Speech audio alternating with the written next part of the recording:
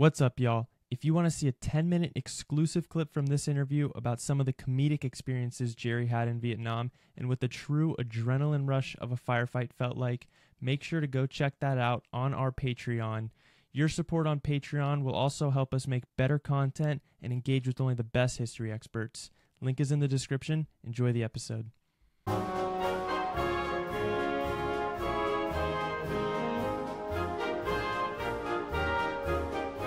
Welcome to American History Gazette. I'm Jake Suggs, and today we are joined by Jerry Glazer. Jerry was a Special Operations Combat Leader in Vietnam, and he is the author of Vietnam Uncensored, 365 Days in a Nightmare, which will be releasing soon. Jerry, thank you for joining us. My pleasure. First of all, I would just like to thank you for your service. I can't imagine what you must have gone through in Vietnam. But after almost 50 years, what has made you decide to write a memoir about your experience there? Well, one of the after effects of my buddies and I, when we returned, was acute anxiety disorder, which is termed PTSD. And PTSD, you can't outrun it, you can't outtrain it, you can't outmedicate it, and you won't outlive it. It's a lifetime of trauma of what happened on those battlefields. I never knew that, neither did my buddies. Over there, every day was another panic attack. I thought panic attack was natural. I thought everyone had them. When I returned, this particular malady tried to destroy everything I wanted to accomplish. It just doesn't let you live. It induces immediate anger. All kinds of negativity, regret, sorrow, night terrors, and it's almost impossible to keep a friendship or a relationship. It takes a very understanding person to deal with someone who comes back from a war zone. So I couldn't work for anybody. I never knew that. I tried, but nothing ever worked out. So eventually, I came to the conclusion, well, what I have to do is go into business for myself, and that's what I did. So that's what happened to us after combat. And so what happened is that I'd been going for therapy for, 25 years, 30 years, and you learn to deal with the problem, but it doesn't go away. The anger is still there. The grief is still there. The regret is still there. The short temper is still there. So it was a struggle, a big struggle. But I managed. So in the course of this, my wife said to me, why don't you write about it? It would be cathartic. So I started writing this book, and I wrote it, and I rewrote it 3 times. On the third time, what I did is that I decided to research what happened in Vietnam. I never knew the full story. I was there. What happened to me happened, but, it's like you go through life. You don't know the history of the building or the street you're walking on. It was the same thing there. You go there, and we had to survive. So I began researching this book, and it took me a long time to write it out.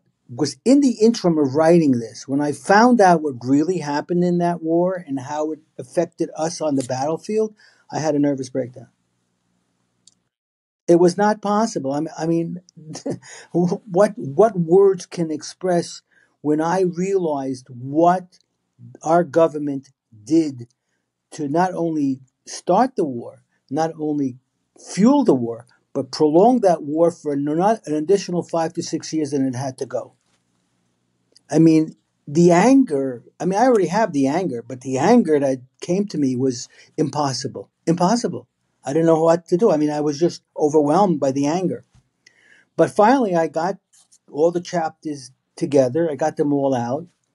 The key is that we did a lot of things that do not escape the, what's the word for it?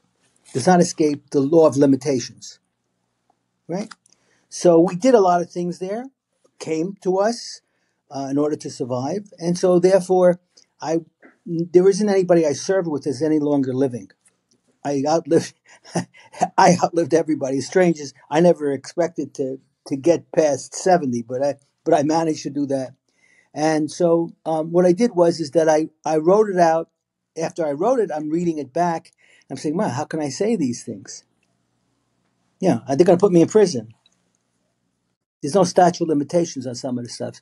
So, anyways, I spoke to an editor, and I had some help, and they gave me a way to, after I wrote the book, how to divide the book into certain segments, whereby there's the history of the war, and then there's the action of what we happened, then the history and the action. So when the reader is reading this, he has a sense of why that war took place, why we were doing what we were doing, what was the reason for it, and the book progresses our actions, and behind our action is the subtext of the war itself, so that the reader is not just talking about, it's not a Hollywood story about heroes and warriors and all this business. But I get people who write me, Valhalla and Viking and warrior bullshit. We were kids. I was 23. The guys in my squad were 19, 18. We were kids. What the hell do we know? And see a Hollywood movie and you see Rambo and you see all these guys. I never knew one guy like that. Not one. But I can honestly say I stood beside men that I would never meet again. I mean, you're talking about, they had endurance, stamina, strength, skill, and they would gladly trade their life for any one of their brothers. Now, that was to me. So when people say to me about heroes, I say, everyone who served in combat there was a hero. Absolutely. Everyone. I don't care.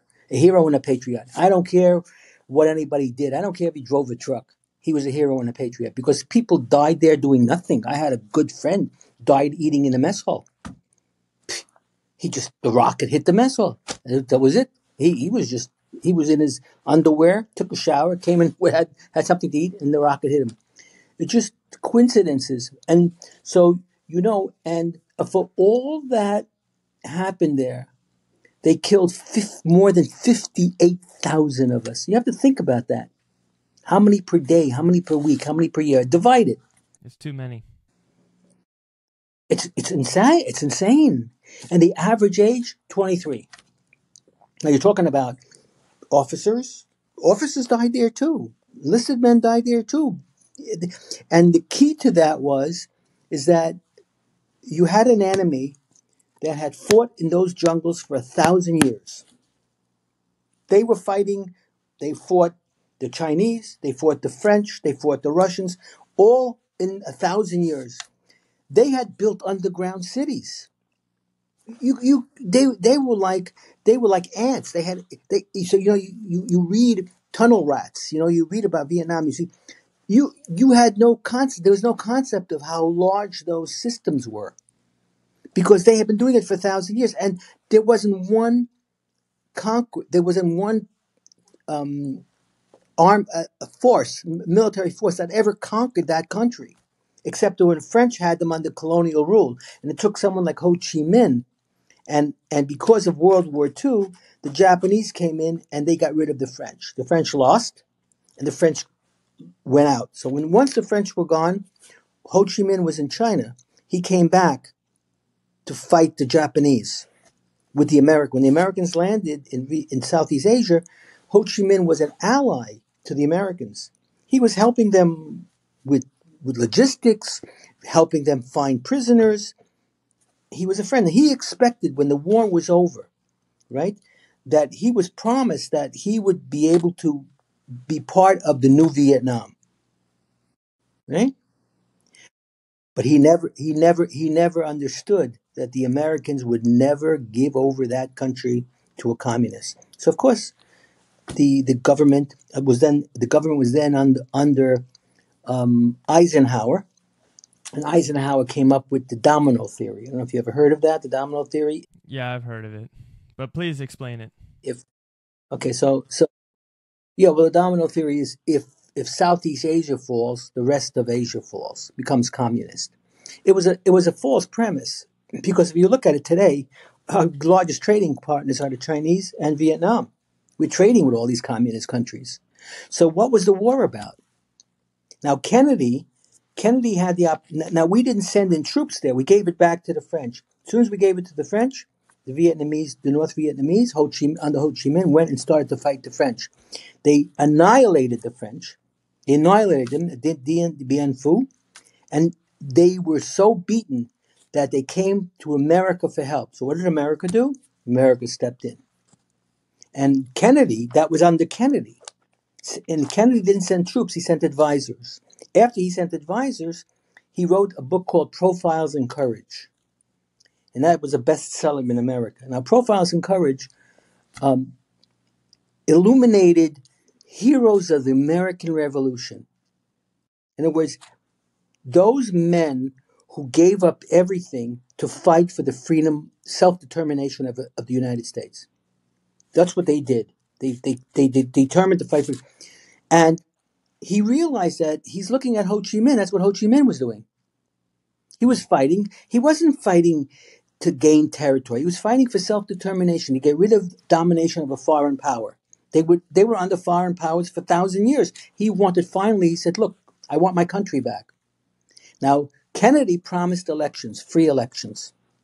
So the North was fighting the South. So Kennedy decided, and for 2 years they would have peace, and after 2 years they would hold elections, and whoever won would rule the country.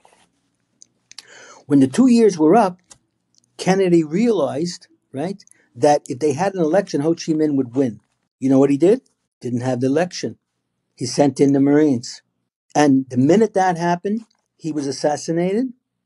He never was able to act on this thought.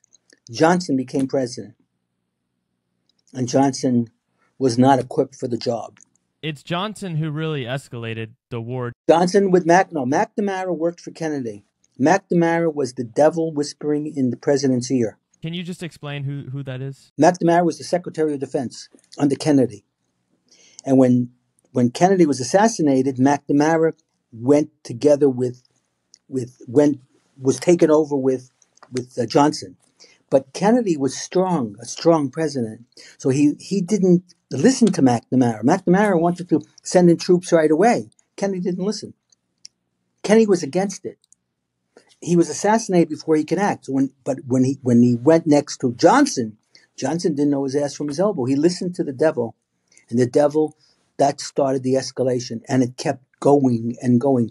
And not only that, McNamara, what he did was he consolidated all, people don't know this, they consolidated all Army intelligence. All military intelligence went to McNamara first before it was distributed to the units in the field. So can you imagine, as a Marine division, right? They're going to be attacked. McNamara, if he decided not to tell the Marines, he didn't do it. It's truly horrific. Yeah, in 1960s, here's another thing. In 1966, Westmoreland was calling for more troops. He needed more men because the tour of duty was 1 year. The rate of death was as high as can be. After a year is up, he needed to replace these people. So he ran out of people to draft. They drafted 680,000 people, and they couldn't find any more. They didn't want to take these kids in college. It would be a riot, right? Because already there was an anti-war movement. They didn't know where to get the people from. So they went back to all those people they rejected for physical deformity, for mental deformity. Anybody that was rejected, they went back and they took these people back in. They lowered the IQ to 70. 70 is moron. 70 can't even write their name. They took people that low IQ, couldn't read, couldn't speak the language, couldn't follow orders, and they were sending these people into the field. I didn't know this. Nobody knew this, right?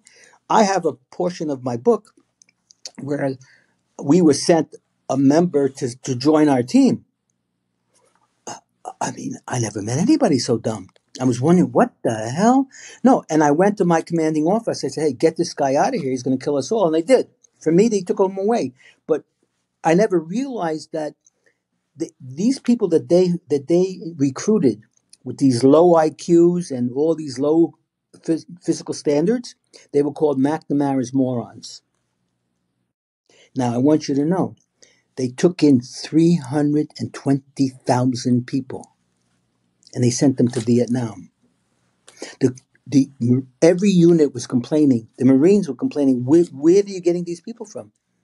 They don't follow orders. They don't even know how to read and write. That's absurd. You talked earlier about the anger that you must have felt. I can imagine that you must have felt like a pawn in evil agenda's game When I was there, no. when you discovered the deeper meaning and the deception behind the Vietnam War. You can't imagine how I felt. You can't imagine. You can't. No, I'm sure. I had a breakdown. You have no idea. Just the idea of it. Now, when we were there, listen, we went there. We had our duty, we had our oaths, we had our allegiances, and we had to protect the brothers at our side. So we were, whatever the battle was, whatever we were sent as soldiers, we did our job. You can't, even though we didn't want to do the job, who the hell wants to do that? But we were committed to it because we took oaths. We took an oath. We had allegiance, and you have a brother. You sleep with him. You eat with him. You dress with him. You shower with him. He walks with you. He walks with you through the jungle. He protects you. You protect him. These are, you don't get closer than this again in your life unless you're married. And even these guys are closer than a wife. Yeah, you really forged those deep bonds of brotherhood. It's carved in anchor chain. It's you can't break those bonds. They'll never break. And you see guys run. Someone is wounded. No man left behind. You go get him. You're wounded. Someone else goes gets you. He's wounded, and the people are dying to get this one guy that's already dead. That's so. So I can't say. There's a lot of you hear a lot. Um, the population of the United States blamed the soldier for the war. It's ridiculous. When the soldiers were being returned, they met them at the airports. These college protesters, and they booed them, they spit on them, they jeered them. Now we were guys. We were following our orders. We were doing our duty, right? We didn't dodge the draft. We didn't run away. We did what we were supposed to do, and they killed 58,000. So they blamed us for the war. That's what they did. So all right. The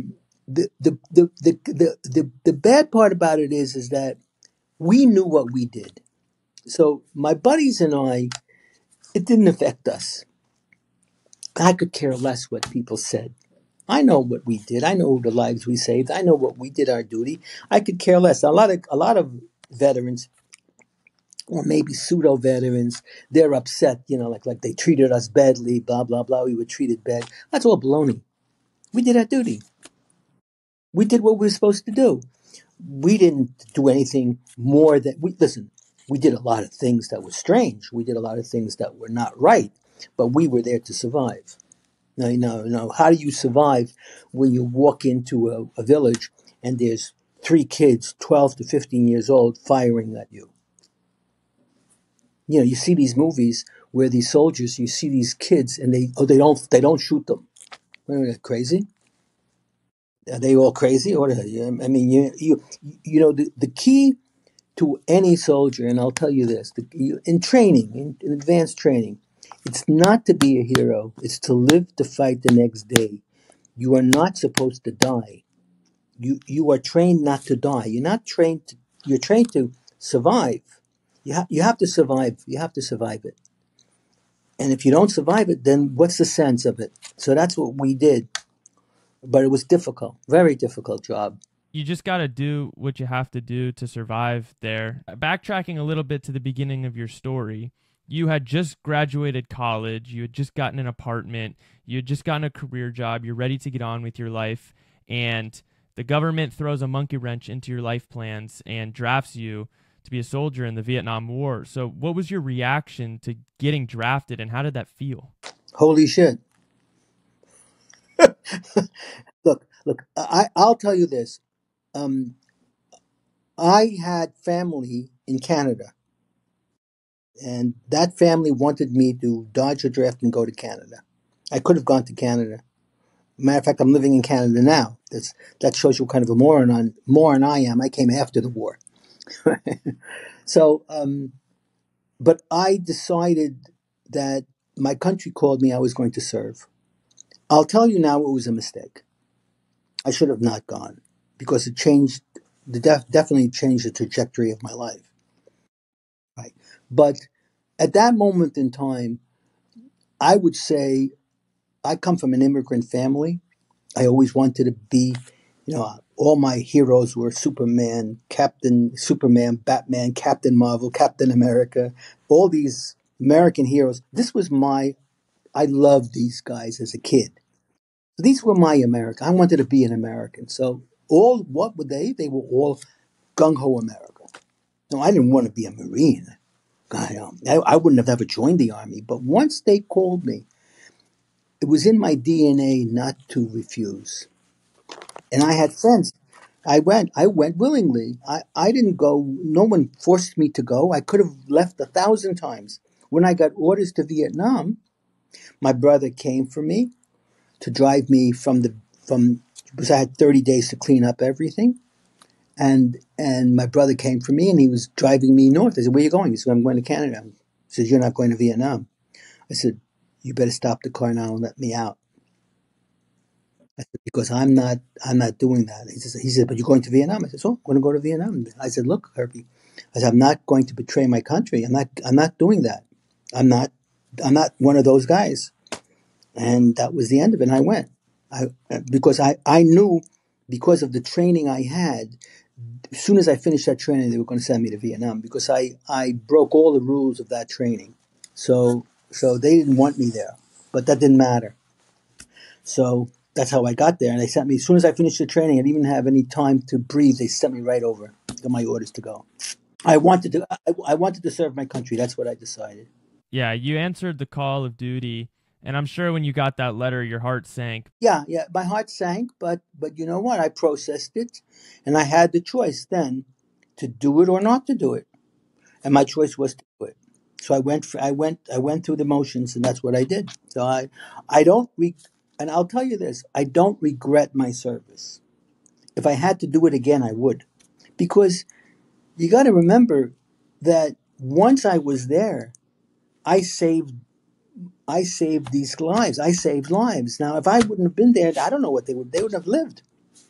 So it's like you get married, you have a wife, you have a child. If you didn't live, that child wouldn't live either. So would you marry that girl again? Even if it was a lousy marriage, would you marry that? Would you give up that child for that girl? No, you do it again. That's quite a profound perspective. But you got to remember this: 73% of all Vietnam veterans that were polled would serve again. 73%. Now you got to remember, 58,000, more than 58,000 of us died, and more than 150,000 were injured and wounded, which 30% of that were loss of limbs.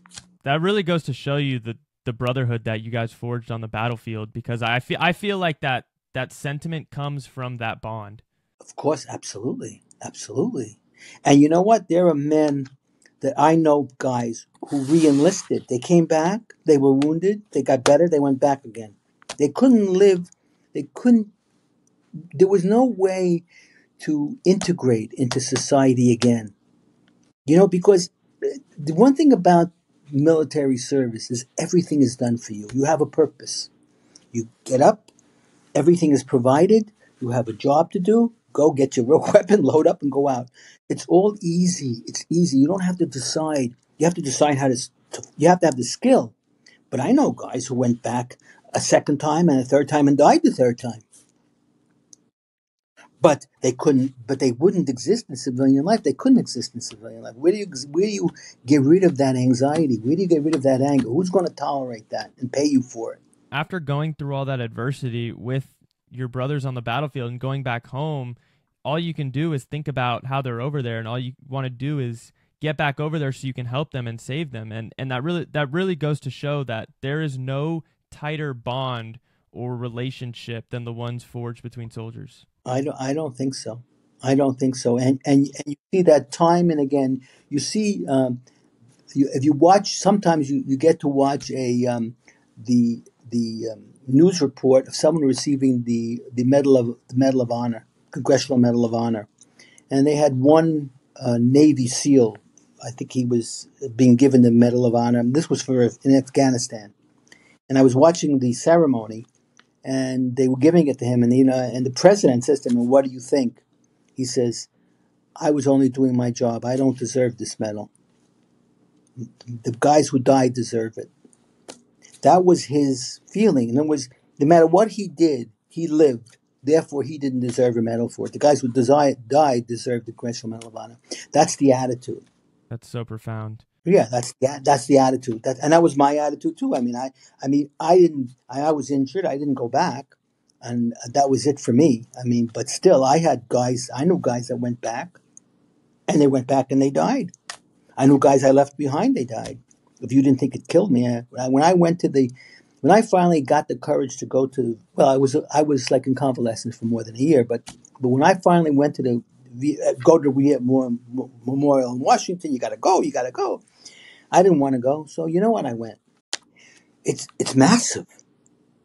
You can't imagine the size of it. The amount of names that are on that little wall will absolutely blow your mind. You cannot wrap your head around it. The size of the place rose and all this granite that goes around, and I mean, this, I mean, and when I touched those names, when I went and touched the name, someone I knew, that was it for me. I practically went unconscious. I will. Somebody said, I'll never go again. I'll never do it again. I can't do it to myself. I can't do it. I can't face it. But you got to understand, it wasn't us. These guys died because of the deceitful and arrogant politicians that were in power those years. The Johnson, the Johnson, the Johnson and Nixon administrations. They did it. They killed us. There was no reason for this war. There was no reason. Ho Chi Minh tried to settle this war 1,000 times. Stop the bombing and let's settle. Let's settle it. The U.S. refused. Going back to the training, you had just gotten drafted. What were your expectations when you arrived at training? How did you think the training process was going to go, and how did it go? I had no clue about the Army. I knew nothing about the military. I was a skinny kid from the Bronx with a bad complexion. Okay. And I was standing next to guys that were built like rocks. But at the end of the day, as strange as it may seem, basic training is one thing. Airborne and Ranger training is something else. And the airborne and Ranger training, basic training, you just have to get basic strength, basic this, basic that. But when you go into advanced training, you have to have endurance, and you have to have strength, and you have to have stamina. It doesn't matter that you're 6'6" and 220 pounds and you look like the Hulk. If you can't run 5 miles with 60 pounds on your back carrying a loaded weapon, and then you can't carry a man for 200 yards on your back, and you can't go for 48 hours without sleeping and then run 5 miles with 60 pounds on your back, then you are not going to make that training. That training is endurance. It's nothing to do with strength, like physical strength. And all the guys that we went with, the big guys fell out. It's all to do with mental strength. Legs. Now, who was to know? This moron was able that of all the things I had endurance. The strength will come, but you don't need strength if you're carrying a loaded weapon. You don't need strength if you're carrying a 50 caliber machine gun that fires 200 rounds a minute of 50 caliber ammunition. You don't need strength if you have a gun that's shooting around 40 millimeter rounds of mortar. You don't need any, and you have like a whole troop of guys fighting for you. You don't need any of that. You don't need the strength because hand-to-hand There is hand-to-hand combat, but it's rare because the guy doesn't reach you. You're going to kill him before he reaches you. He's going to kill you before you reach him. So that's the modern warfare. So it's not the big guy that wins. The guy could drop and do 50. There was guys that dropped that did 50 push-ups, and we didn't even have the training yet. They could do 50 push-ups. I couldn't do 10 push-ups without my ass being in the air like a pyramid. You get through Ranger School and you're admitted. What were your expectations when they shipped you off to Vietnam? How did you think the situation was going to be there, and how did the reality of the situation differ from your expectations? I didn't think like that. I didn't think like that. I just thought, um, my life was on a trajectory. First of all, I got into Ranger training by a fluke. I wasn't supposed to be there. I thought I was volunteering for a seminar. I was volunteering for a to be inducted into Ranger training. Didn't realize when I raised my hand I was already in.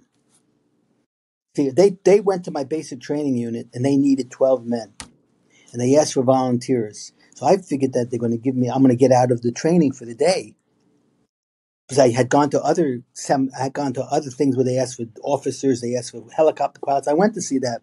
They served me coffee and donuts. I spent 2 hours. I got back to my unit, went to sleep. I figured that was going to happen with Ranger training. But Ranger training, the minute I volunteered for the seminar, I was in. They dropped me off at the Ranger training. They dropped me off at the Ranger training boot camp. What the? But I did, and you was no way out. Now you either you passed or you didn't pass. Now there wasn't a way you couldn't do the work. You know, because they're on you. Yeah, you had to eat it. Yeah, you had to eat it. So I mean, if you could, you could. There were guys that couldn't. There were guys that failed, but I just happened to do it. And it wasn't the kind of basic training when I first went in. That basic training, everybody's yelling and screaming at you. In Ranger, they weren't yelling and screaming. They were nurturing us. If I couldn't do so, if I wasn't physically strong, they'd take me out in the evening and help me improve my strength. They would take me special. They would take the bunch of guys that were weaker and take them out special. Like when the company was at rest, they would take us out and say, "Here, lift weights," just to make us stronger, so we would fit in.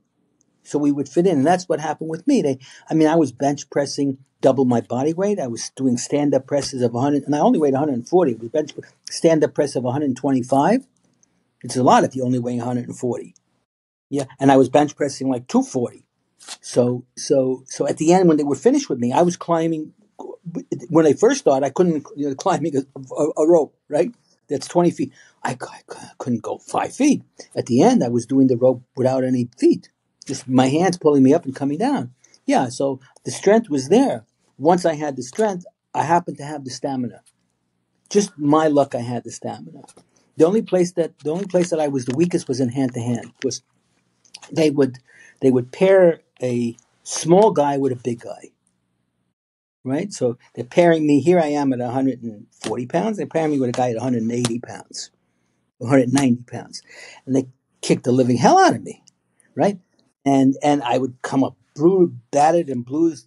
So one time, we were almost at the end, and they put me against the big guy. He put me against the big guy, and he knocked me down. I split lip. My nose was bleeding, and I got up. And the instructor came over to me and says, "Listen to me. You got to go in there. You got to win." He says, because you can't pick your enemy. You can't pick your enemy. I said, if you're up against this guy, your life is in danger. Go in and you give it your best. And there were techniques. So I happened to win. When I had determination, I won the fight. He was because I was faster than he was, but he was strong. Oh, man, he hit me. My brains were going to go out my ears. But that's part of the training. Yeah, it's true. You can never choose your opponent on the battlefield. You cannot choose your opponent. It's not matched up. It's not like a prize fight. You go into battle, and if the guy is bigger than you, fine. If the guy is smaller than you, better. But there is very little hand to hand. But if you get into a position where the guy is bigger than you and stronger than you, and then there are things that happen whereby strength is not an issue, training is an issue. In other words, we were trained to kill someone in 3 moves. No matter what, no matter how you were attacked, didn't matter. Back, front, blindfolded, didn't matter, dark, night, kill him in 3 moves. Because if you don't kill him in 3 moves, you're a dead man. You don't have more than 3 moves. It's not like you see, like they're doing kung fu and all this shit. Every kind people have knives and guns. And if you're already that close, the gun won't work. You need a knife. So if you have a knife, if he puts you down, you're done. He'll get you in 1 move. You said that you weren't really thinking about expectations when you're going to Vietnam. That wasn't really your mindset. So what were you thinking when you were going to Vietnam, and what was your first reaction when you arrived? I wasn't. I thought they were going to put me in a combat unit. I was wondering what kind of unit they were going to put me in. I didn't know. I mean, I didn't go. Normally speaking, when you finish basic training, you're part of a unit. That unit stays together, right? And that unit goes and comes. You're part of a unit. You don't go by yourself. But in order for me to be part of the unit, the airborne unit I trained with, I had to join for another 4 years. Because airborne training, you don't just get it. You have to want to be an airborne soldier. You have to join for being airborne, or be like a Marine. The Marines you just can't become a Marine. You have to go join the Marines. They have to want you. They don't want everybody. They only want certain types of individuals. So when I was going through this training, they only needed the bodies for for the training company, but they didn't expect any of the basic training guys to succeed. And out of the 12 men that they took, I was the only one that made it through. Strange as it may seem, the other 11 guys didn't make it.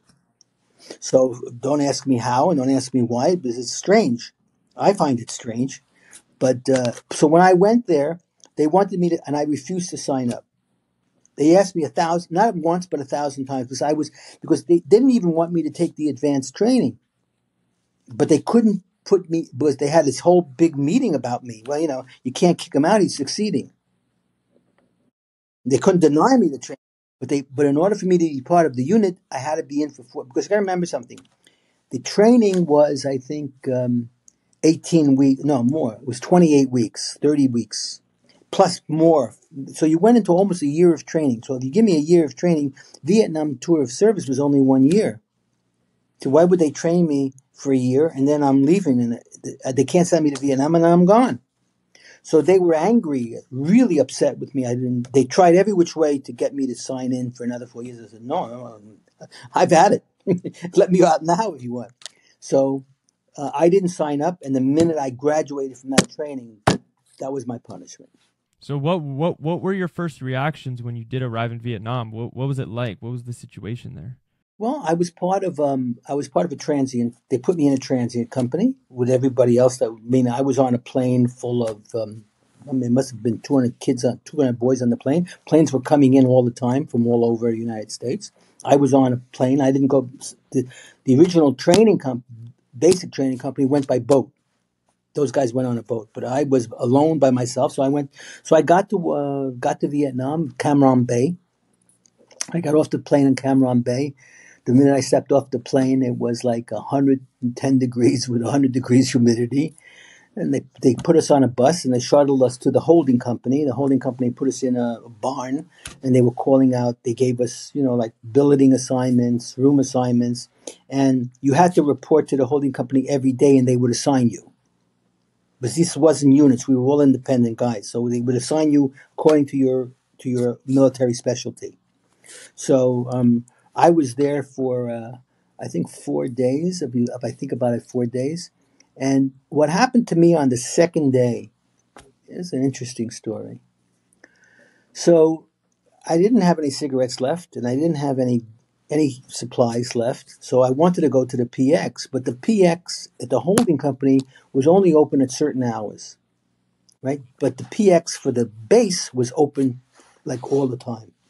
So it was across an open field. So you come out of the holding company, you go across the open field, all the way down, maybe the size of a football field, and there's a PX that was open till like 9 p.m. or 10 p.m. So I wasn't supposed to go. The heck with them. I wanted cigarettes, I wanted whatever. So I went, and I'm walking across this empty field. Now, when I tell you there are no street lamps, there are no lights. It's pitch black, pitch black. right? The moon was out, so you could see something, and but the PX, you could see the light of the PX at the end. So I knew that it was the PX. So I'm walking, and I hear footsteps at my side. I look to my right. There's a guy walking next to me.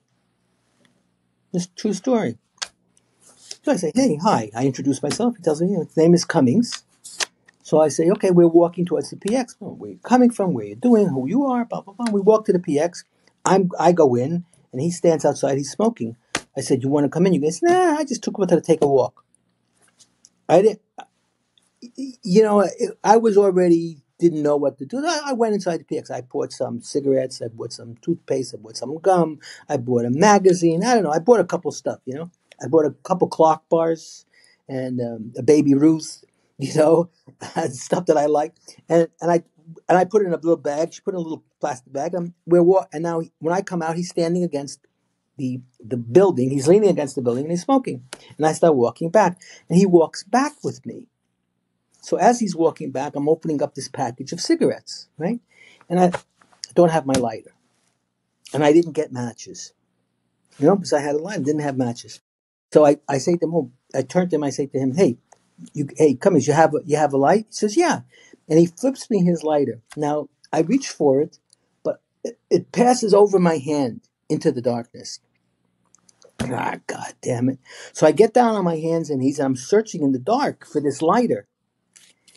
And before that happened, we were walking, and there was streamers, streamers going the across the sky, white streamers. So I said, just to me, they're walking in the rockets.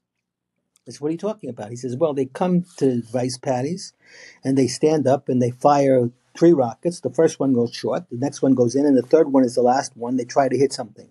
They never hit anything, but those are what those are. They're walking in the rockets. I said, really? He says, yeah. He takes it. This is what he tells me. It's okay. So that's what happens as we're walking, right? There's this rockets overhead, right?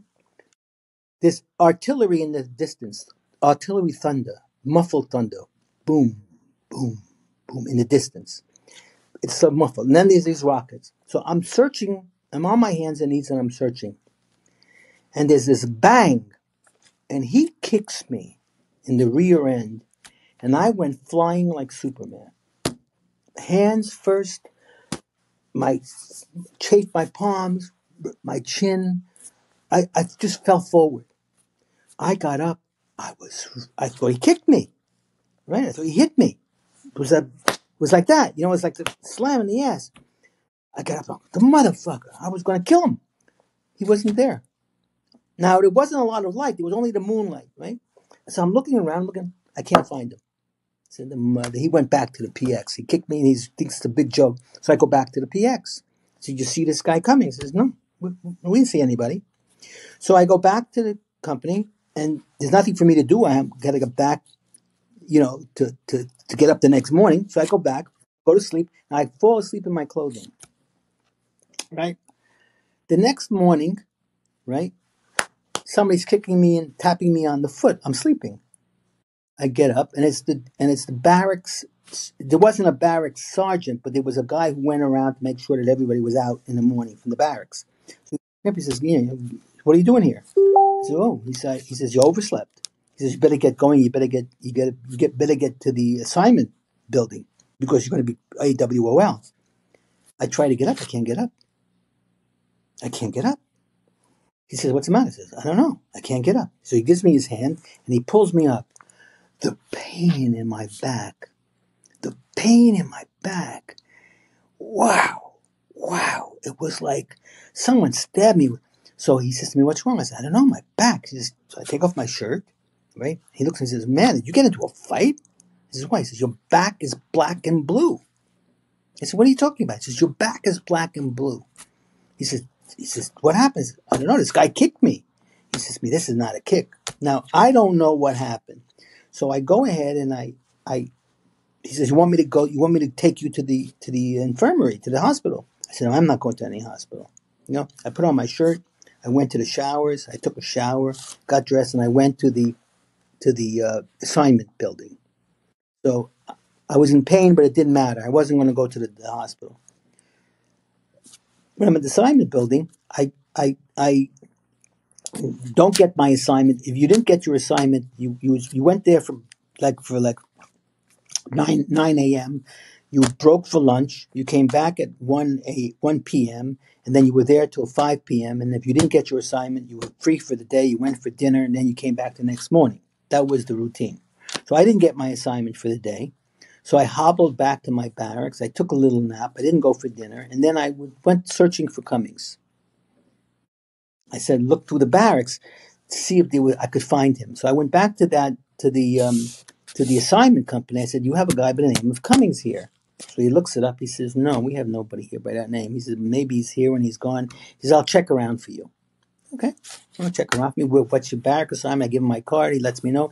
And then I walked back when it was daylight. I walked back to the PX to retrace my steps, right? And I don't know where that happened when he kicked me. I don't know. But where I thought it happened, there was a crater. There was a crater. There was a hole in the ground. And there was nothing there, just a hole, but it was like soot, like now I don't know the difference of anything, you know what I'm saying? But there was a smell. It's like when my brother and I used to fire rockets, like rockets. It smelled from that gunpowder, burned gunpowder. That's what the smell was. Oh, a rocket landed on his head. Yeah, why didn't it kill me? I have no explanation for it. So I went back to the holding company for the next day, and I'm standing waiting for them to be called, and two MPs come up, size of doors. You know, you the guy that saw coming? I said, yeah. I says, where is he? He said, I have no idea. Where did you see him? I said, so I'm on. He said, yeah. He says, that man's been missing for 2 years. We have him AWOL 2 years. How can you have seen him? I don't know. I didn't make it up. Well, he's not here. If you see him again, tell him to report to the MP. Oh, whatever. Yeah, right. So I'm searching. So now I'm there that day. Again, I didn't get my assignment. So I go back to the barracks. I'm searching the barracks, every building to see, because your duffel bag is tied to the to the bed. It's like locked to the bed, and your name's on the duffel. So I'm looking for the last barrack. These are 2-story barracks. The last barrack on the ground, on the top floor, way in the back. There's a bed covered in dust and garbage and whatever. There's his duffel. Cummings. Cummings on a duffel bag. What the? What the? You got me, man. You got me. You got me. That next day, I got my assignment. So the next day, I got my assignment. That was it. Pack my stuff, get my pet, and I was gone. And I was on to my permanent duty station in Vietnam. Now, to make this stranger than it is, this is a true story. Now, remember something. It's true. He didn't exist, right? He didn't. I would say I was already there, maybe 4 months, 5 months, already involved in my unit. And again, what happened was they would walk in the rockets. We were north now. We were north. We were near the DMZ. So they would walk in the rockets. So now I knew what walking in the rockets were. And we would sit on the sandbags and drink and smoke pot and watch the rockets. It was every night fireworks. And the artillery batteries would be firing all kinds of trace of fire. It was like 4th of July every night. Now, one night I was taking a shower, right? A rocket comes in and lands. It hits something. In the base, it hits something. They got it right. So I leave the shower. I have a towel around me, right? I have my soap dish basically in a towel. And there's a bunker, So I go, and the bunker is it has a path. It has a decline that you go down the decline, then you make a left, and you go into the bunker. I go into the bunker, and he's a bunch of guys playing cards. That's the card game going on there. So they're sitting there in their t-shirts and their underwear and they're playing cards, and I'm standing there, and the rocket. You hear the helicopters going in and everybody's firing. So I'm standing there. I say to a guy, I'm standing near the entrance. So I'm saying to a guy, "You got a cigarette?" He says, "Yeah." Gives me a pack of cigarettes. I take out a cigarette, put it back. He says, "How about a light?" He throws me his lighter. The exact same way that happened with Cummings. And it goes right past me and out the door. Right? So, I can't believe it. I don't believe it. And I look up, and who's standing there? Cummings. What the? I jump out, right? And the minute I jump out, a rocket hits the top of that um, bunker, and it collapses with everybody inside.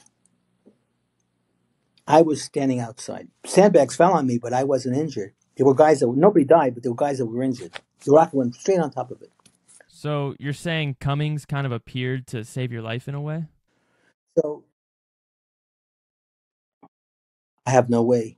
I don't know why the hell I thought he was there, that he was proposing death. I always thought he was the angel of death. That's what I thought. Now, I saw him one more time in Vietnam. The last time I saw him was in civilian life. Okay, now here's where I knew who he was. I was a sourcing agent for the People's Republic of China. Okay, that's what I ultimately became. And I would fly to China, spend a week in China, fly to Taiwan, then I would fly to Korea, then to Taiwan, and then back to China, and then another week in China, and then home. I went 3 weeks. I went 4 times a year to do this job. Okay, and um, I went one time. I was very sick. When I left New York, I was sick. I had a bad cold, and the cold became progressively worse in China. Now, I was supposed to go to Taiwan, right? And then from Taiwan to Korea, from Taiwan back to China. I wasn't going to go to Korea that time. But I was so sick when I got on that plane. I should have gone home, but that's not my MOS, you know, do the job. So I had appointments in Taiwan. I went to Taiwan. I get to Taiwan. I go to sleep. I'm so sick. You have no idea. So sick. I get up the next morning. I'm still sick. I call the guy. I say to him, "Look, I'm not going to make it. I'm not going to make it. I can't even go down for bread. I'm so sick. I'm throwing up. I can't." So I don't meet him that day. So that night I call him and say, "I'm feeling better. I'll see you tomorrow morning." So the next morning I go to see him. I'm still sick. I'm in his office for maybe 2-3 hours. We're talking this. We're talking that. Can't go on. I can't continue. I just can't continue. I said, "Take me back to the hotel. There's no way I'm going to do this. You know what? I'm gonna fly back to China, get the rest of my shit, and I'm going to go home. I have had enough." Right? So the flight back to when I was in the hotel room that night, right? I decide, you know what? I'm not going to go back to China. I'm not going back to Shanghai. I'm going to go home from here. I don't care. I don't care. The hell with everything. I can't do it. I'm just so sick. I can't do it. I'm just so sick. So I call. My flight from Shanghai was Northwest Airlines. So I call Northwest Airlines and I say to him, "Look, I'm in Taiwan." He says, "Blah, blah, blah. So for $100, we'll change your ticket. You can fly." I said, "When is the next flight?" He says, "Tomorrow morning, 8 a.m." I said, "Put me on that flight. I'm on it."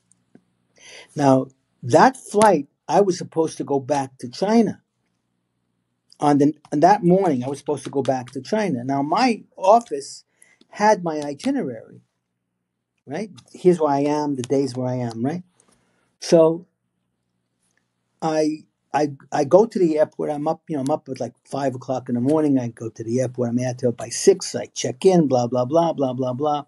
At the airport, when I was at the airport, going to check into that flight for Northwest, this is important. When I looked at the counter, who was standing at the counter? Cummings. Holy fuck. So here's what happens. Here's what happens. So I get on that. I saw him. I ran to the front, but he was gone. It's my imagination. I don't think it's. I think it's all The psychiatrist told me, Jerry, you imagine the whole thing. I said, well, you know what? Maybe I did. But here's what happened. That flight from Taiwan to China crashed. Everybody aboard died. Get out of here. Get out of here yourself. I have the ticket. That's serious. And I'm on that flight for like 7:25 or whatever the time is. And it takes off. Now, I didn't call anybody to tell them I'm coming home because I was just so sick. And when that plane landed in New York, right, I left on a Friday. It got there on a Friday. I left on a Friday. It got there Friday morning. It got there Friday morning, right, whatever the flight is, or whatever, Friday afternoon. And I went to my apartment. I went straight to sleep. I slept all day Friday, all day Saturday, ate something on Sunday, slept all day Sunday, and then Monday I went to the office. So I go to the office on Monday morning. I figured, okay, let me go. I'm not feeling okay. I walk in the office. The whole office stands up. You're alive. So what do you mean I'm alive? My associate says to me, oh, Jerry, Jesus, I made a terrible error. I said, what's that? He says, I called your wife. My wife was living, my family lived in Canada. Huh? So I said, you what? So I called my wife. I mean, they went crazy. Everybody went crazy. They would have died. The whole business, everything, the bank, everything. So I called her right away, and she got on the phone, and she was like crazy. She was crazy. I said, no. And I told her what happened. She says, well, why didn't you call me? I said, I was so sick. I was so sick. I said, I just had to get out of there. I just like, and I never told anybody the story. Only when I was writing the book did I cut that. Now I thought that he was there to point the finger at that I was going to die, and he was pointing a finger that I was going to live. That confirmed it. At the end of the day, that's what confirmed it. So 3 times where he appears out of nowhere and seemingly saves your life from a disaster event that's about to take place. Hard to say that was his decision. Yeah, but all I could say is the man doesn't exist. Hard to say, but one can only theorize. I think that seeing ghosts, I guess you could call it, is a common theme in Vietnam because there's a song called Camouflage by Stan Ridgway. And it's basically about this Vietnam soldier who's alone in the jungle, and he's got the Viet Cong coming at him, and he's all by himself, and he's trying to fight off these Viet Cong, and this big, giant Marine named Camouflage comes out of nowhere and basically saves him. They fight off all the Marines, or all the Viet Cong, through the night. And in the morning, Camouflage is gone, and he survives, and he goes back to the barracks or whatever, and he's like, hey, where's this Marine named Camouflage? And they're like, Camouflage has been gone for like a year. All I can tell you is that there isn't a story that you can make up. I don't care what story you make up. There's all these guys that have all these stories, and I read these stories, and you know what? There isn't a story someone can tell me that I don't believe, because the things that happened there, that's only one story about something paranormal, but there were others that were strange, just as strange. Was it my imagination? Was it something that I made up? I was injured, and I had a head injury. Is it something that I think that happened? All I know is that there wasn't a day there that went by that wasn't traumatic. There wasn't a day. Forget about the direct combat. Every day was traumatic. Every day something took place. Every day something happened. Every day somebody died. Every day somebody got injured. Every day, every day, every day, every day. It wasn't. You see these people with radios, with antennas, right? Now that person who carries the radio, he carries the radio for a first or second lieutenant who's called a forward observer. The forward observer would go into the bush, and they would hunt down enemy positions and call in airstrikes and artillery. Right? The average life of a forward observer in the field, 16 minutes. That's awful. You think so? Yeah. And the average life expectancy of a helicopter pilot was something like 10 to 15 days in combat. the average life of a door gunner. You see these guys at the doors with these big machine guns, right? 16 minutes, 20 minutes, 30 minutes in combat, if they're in combat. Because they're targets. I mean, a sniper's looking up at them and he's flying by, the door is opening. And the death toll was phenomenal there. Right? And what made it worse is that the enemy would draw out the American troops. They would draw us out into the jungle. They would come in, fire the rockets, come in, quick attack, retreat, right? And then we would go after them. And how we go after them? Fly us out to meet them. And they're waiting for us. You wonder why the death toll was so high. On their own terrain. It's their terrain, their territory, their place. And the Americans would go in, and the Vietnamese didn't. The American attitude of a war was, you go in, you win a section of the land, you take possession of that, you move forward, you move forward, you move forward. You keep taking possession. That's normal. That's normal warfare. Not in Vietnam. There was no place. There was no lines. There was no territory. There was North and South Vietnam, but you couldn't find these guys. You wanted to find them, you couldn't find them. They didn't have an army somewhere. You didn't know where they were. They would come in, and when they wanted to attack, they attacked 30,000 men at a time, 20,000 men at a time.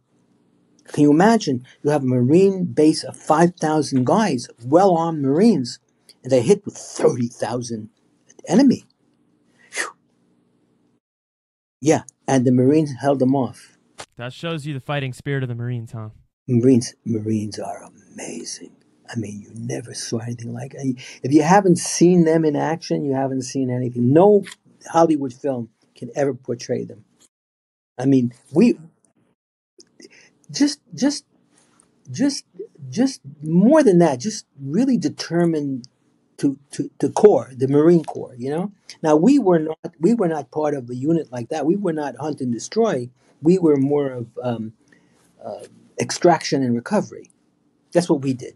Our team was extraction and recovery. So we did different. We didn't hunt the enemy down.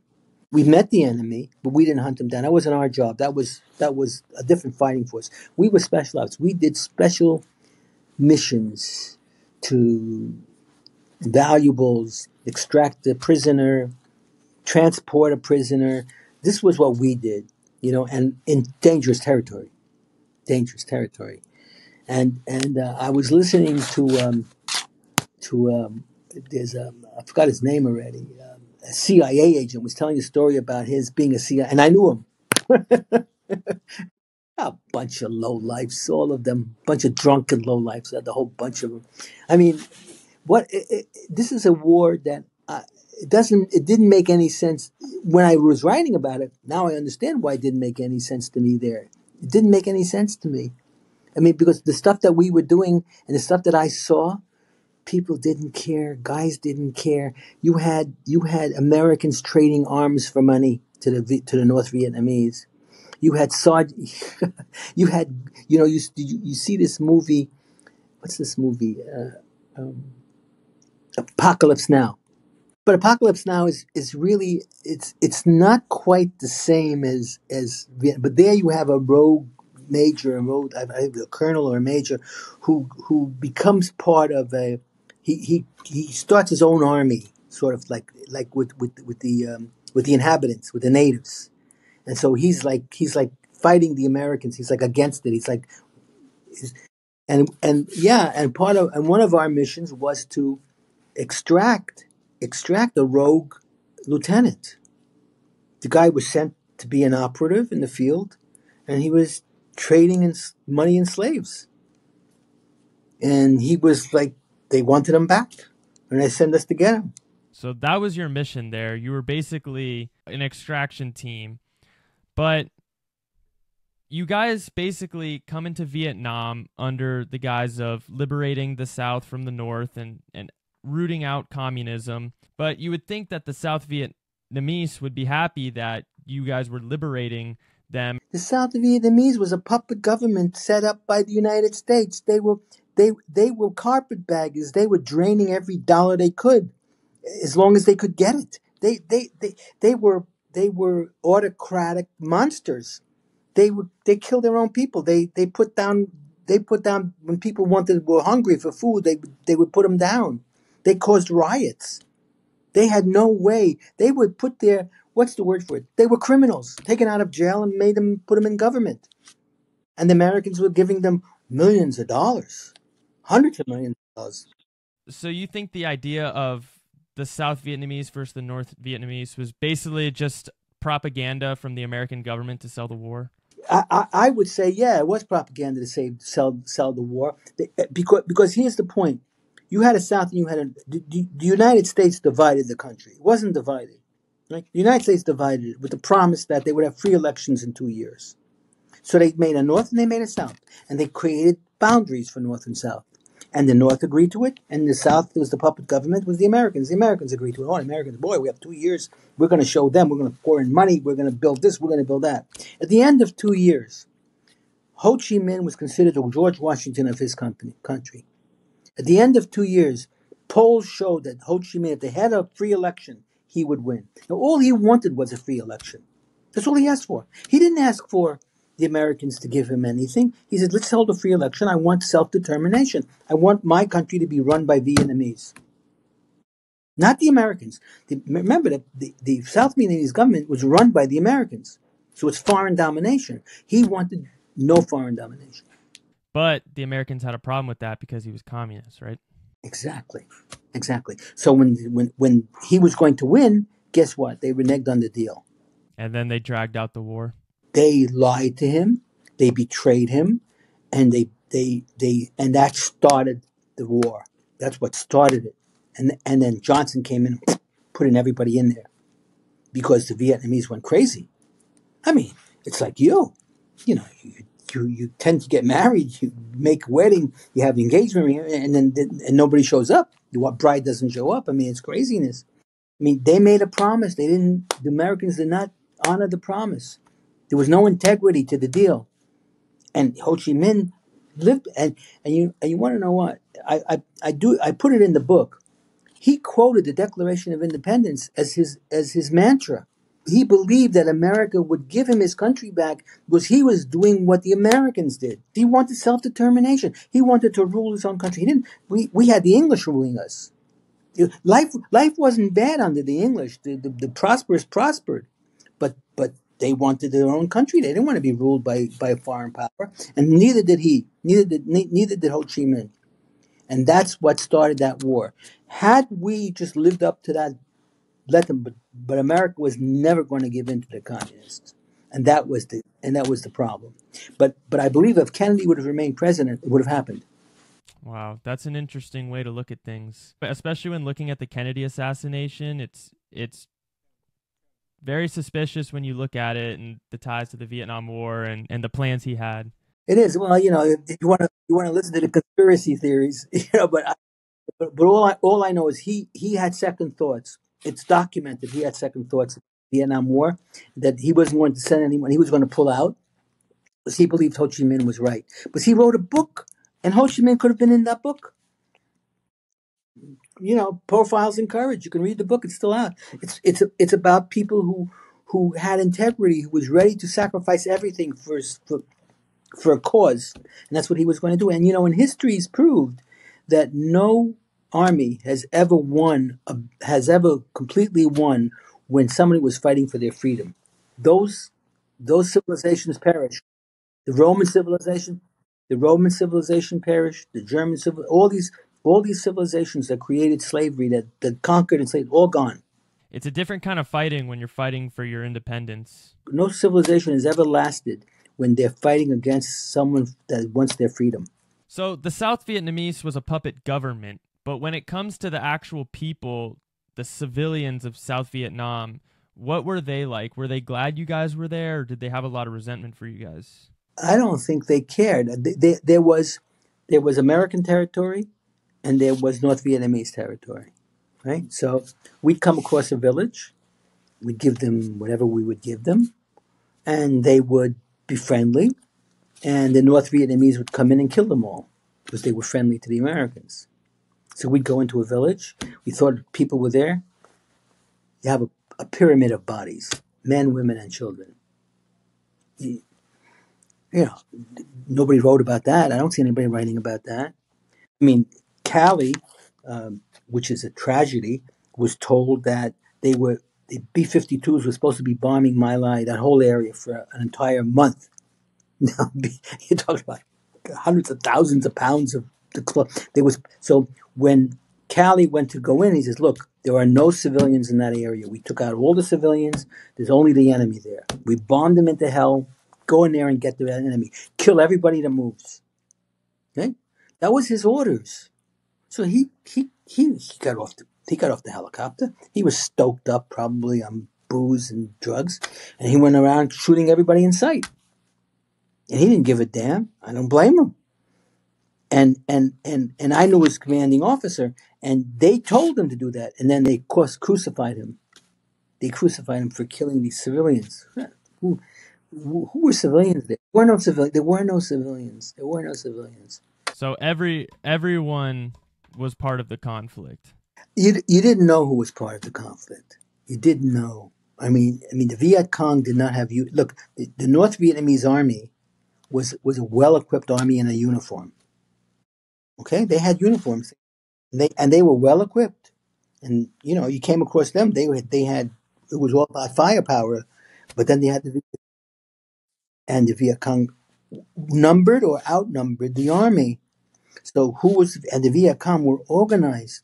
This was an organized army that had been there before North Vietnamese. It was a Viet Minh who came from China with Ho Chi Minh, and they formed this allegiance to get rid of the French. Jeez. You couldn't win. I don't see it, but the point is, look, I didn't know. What do I know? What do I know? I was given a job to do. I did my job, but at the end of the day, when you look at the job you have to do and what you have to go through and what we went through because of our leaders in Washington who were dishonest, who not only lied to the American public, who lied to create a peace. Johnson was going to run for re-election. Right? The Democrats were going to run for re-election. And Johnson wanted to create peace with the North Vietnamese so that the Democrats would win the election, to get rid of the war. This is what we could do. You got it? Okay. Nixon with Kissinger, right? They were going to run against the Democrats. So Kissinger and Nixon go to North Vietnam. They have a meeting with the North Vietnamese. And this is what they tell them. And this is true story, documented. Don't make a deal for peace with that administration. If you don't make a deal for peace, we'll win and you'll get a better deal with us.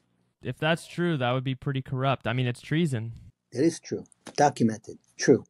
And they didn't make peace. They stood away and they waited for Nixon, and Nixon became president, and he didn't make the peace. He bombed them to hell.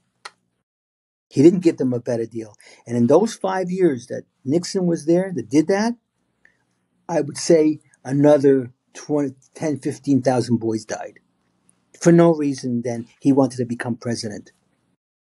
Now, I want to tell you something. If you don't think that's evil, if you don't think that was evil, and Kissinger's quote was, if I remember the quote exactly, is military men are just dumb animals to be used in foreign policy.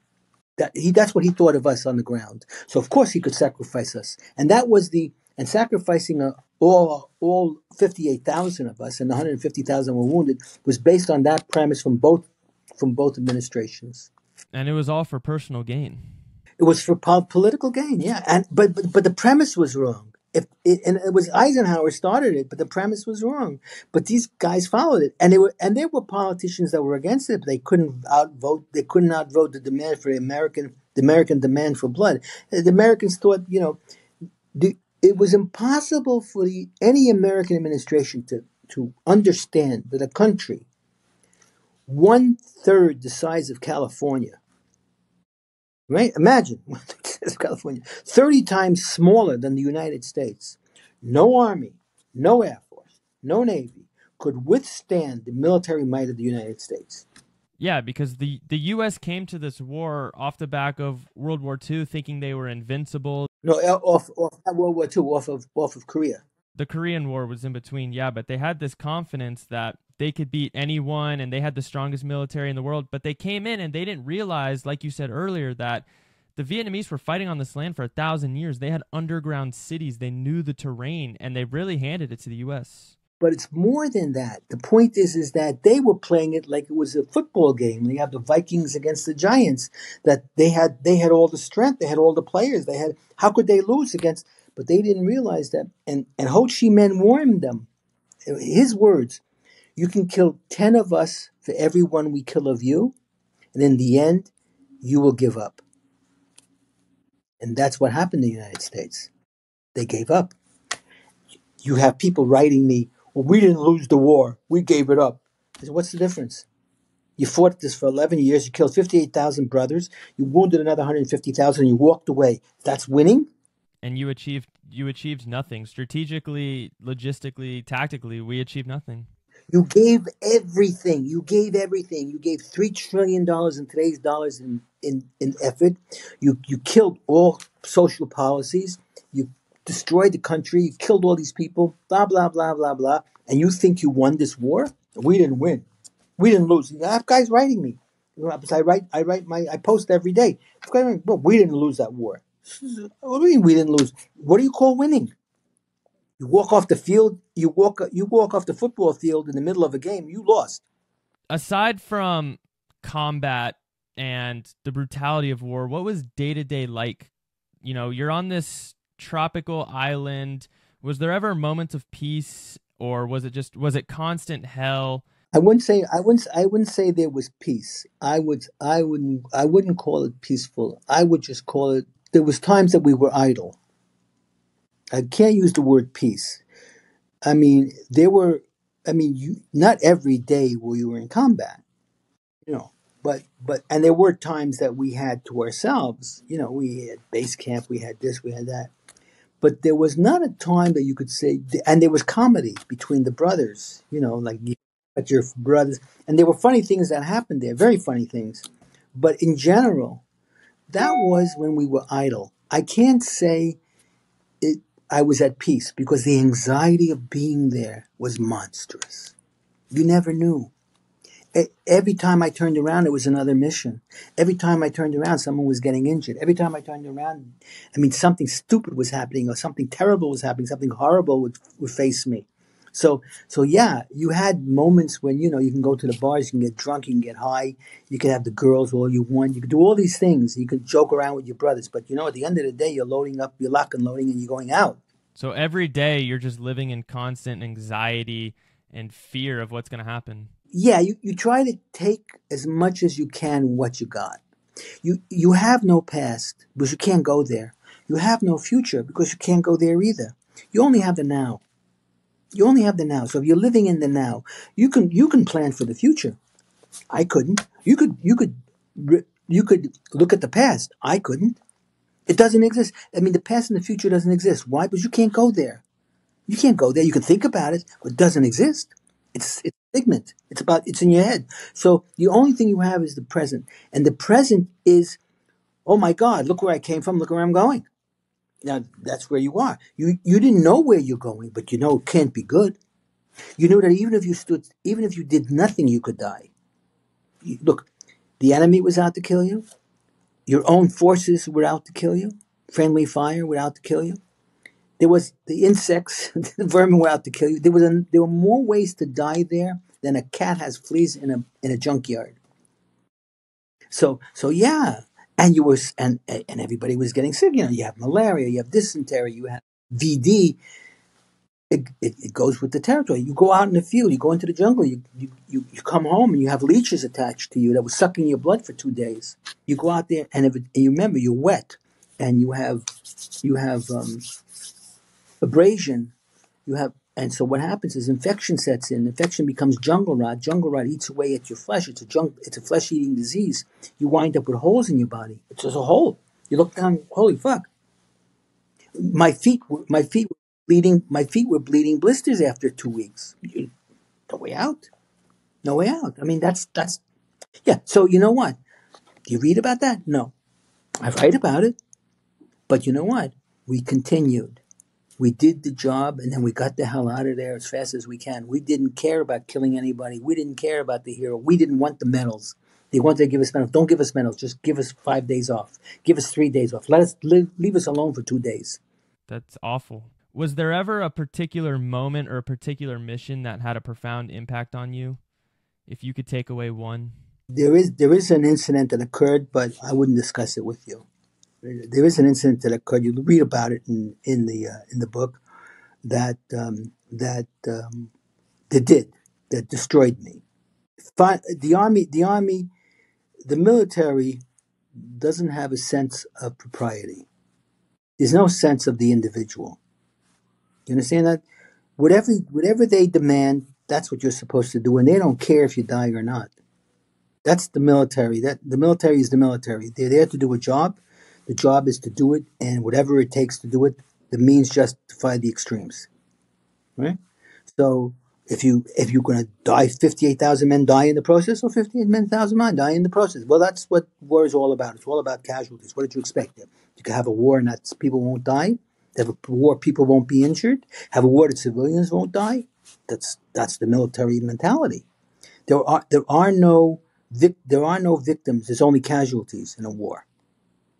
Civilians, there's victims. But in a war, there's no victim. The soldier who's firing, the soldier you kill, he's not a victim. He's a casualty. You die, you're a casualty. You're not a victim. Except in Vietnam, we were all victims because the war shouldn't have taken place.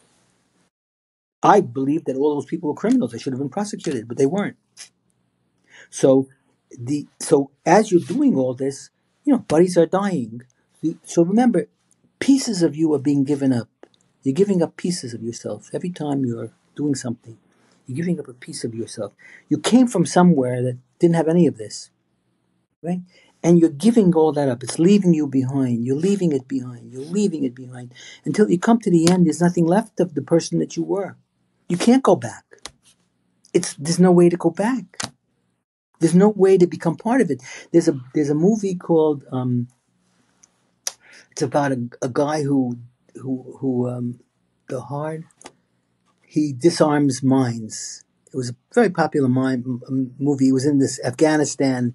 I forgot the name of it. And this is all he did. He would go and he would be one of the primary guys who would disarm IEDs, right? And he finished his tour of duty and he went home. He didn't fit in. Couldn't exist. He needed that. He needed that. He needed that rush. He needed that, and that's what it is. And it's constant. I want to thank you so much for coming on. Thank you for taking the time to share your story with us. It's truly remarkable. It's truly devastating what you went through. I'm going to link your website and your book below in the description so people can go check you out and pre-order the book. It's a pleasure speaking to you. Thank you so much for taking the time and listening to me.